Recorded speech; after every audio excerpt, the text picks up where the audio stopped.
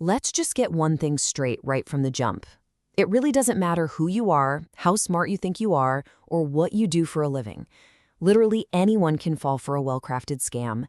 We are living through a global crisis of cybercrime, and the people pulling the strings?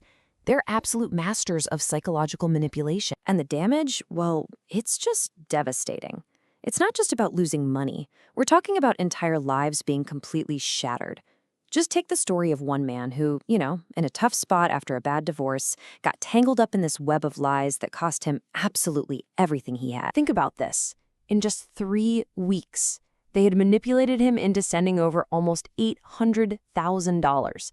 He lost his home, he lost his entire life savings, and was just left there trying to figure out how his whole life had been taken apart so quickly. Yeah, it is a pretty grim picture. I mean, these scammers operate across borders like ghosts, leaving all this destruction behind them.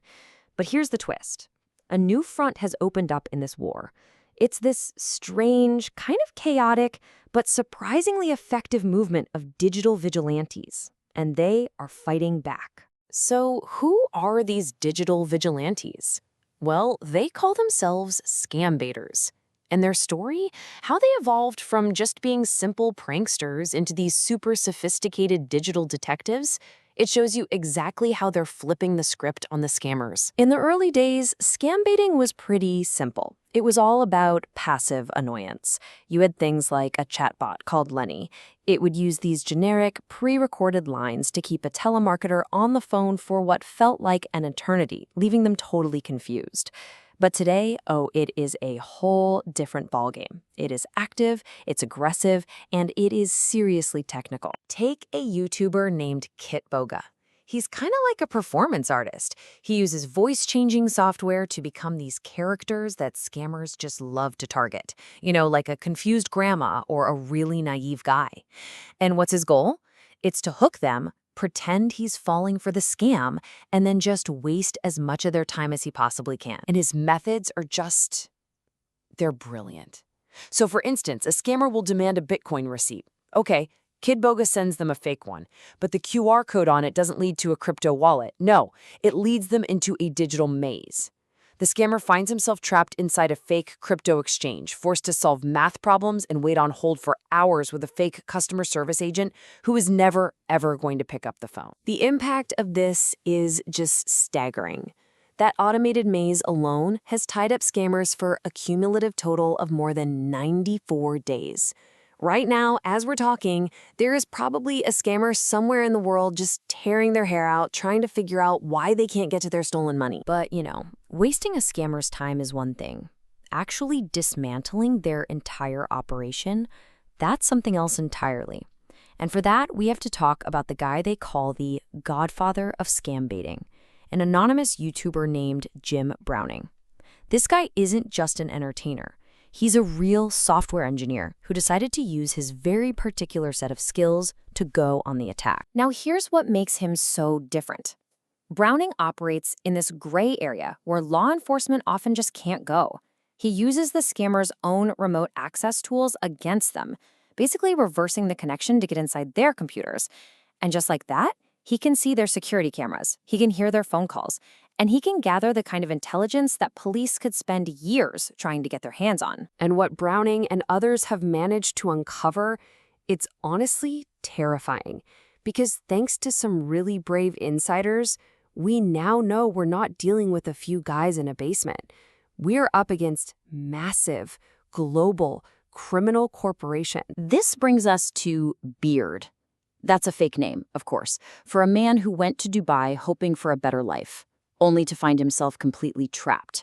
He thought he was taking an advertising job, but it turned out to be a scam operation in some remote building where workers were forced to live and work, watched 24/7. And what he revealed was an operation that looked, disturbingly like a regular company. They have HR, a finance department, sales, and marketing. They run 2 13-hour shifts, nonstop, with thousands of workers. And many of these workers are victims themselves, victims of labor trafficking, lured there from places like India and North Africa. And the whole system is built to incentivize cruelty. A basic salary might be around $600 a month. But if you can trick one person into investing, that jumps to 800. Trick 3 people, you get 1,000. It's this incredibly exploitative system that pressures desperate people to create even more victims. And the money they're making it's almost hard to comprehend. It's estimated that just one of these large syndicates, often run by Chinese gangs, can pull in up to $100 million in a single month. This is not a cottage industry, it's a global criminal enterprise. Now, this is where the story gets really, really interesting. It's when these different worlds, the victims, the professional PIs, and these vigilante scam baiters all start to collide completely by accident. And it all goes back to that one victim, the one who lost $800,000. So the victim hires a private investigator named Ken Gamble. Gamble does something very clever. He tricks one of the scammers into opening a document that has a tracking link hidden inside. The IP address pings, and it's not from Hong Kong, it's from Dubai. Realizing he's onto something huge, Gamble shares that single piece of information with Jim Browning. And this is the moment where everything just clicks into place. Browning calls Gamble back, totally stunned, and asks if Gamble had given him that IP address before. Gamble says, "No, I just gave it to you." And Browning's response is just chilling. He was already inside that network. The investigator and the vigilante, working on opposite sides of the globe, were unknowingly going after the exact same criminal group. Their two worlds just collided in the best possible way. Browning gave them inside footage from the scammers' own computers. Gamble's team did surveillance on the ground, and together they blew the whole operation wide open online.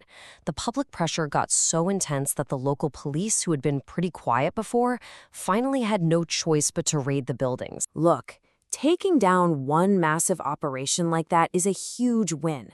But this fight, it's far from over. In fact, a success like this really just shines a light on how the entire battle has to evolve. Right now, the whole scam baiting world can feel a bit like the Wild West. You've got these lone wolves picking their targets, sometimes for justice, but sometimes, let's be honest, it's just for YouTube views and to humiliate the bad guys. But that doesn't solve the root problem. The future has to be in creating a real cooperative network that attacks this thing from every angle. This is an all-hands-on-deck problem. The scam baiters, they need to work together more, to collaborate. Law enforcement needs way more resources and has to get better at working across borders. And the big tech platforms, the ones that are often, even accidentally, letting this stuff happen, they need to take a long, hard look at what they're enabling. And you know what? That future is already starting to happen. Jim Browning himself says the very next step is to form a collective, to build a network of these digital vigilantes who can do so much more as an organized group than they ever could on their own. And that's a future that, as he puts it, scammers are absolutely going to hate. So, it leaves us with this huge, fascinating, and pretty complex question. As crime gets faster than the law, and as these criminals operate completely beyond borders, are we watching the birth of a totally new kind of justice? One that's crowdsourced, that's agile, and that's fought by anonymous soldiers on the digital front lines? The answer to that is still being written.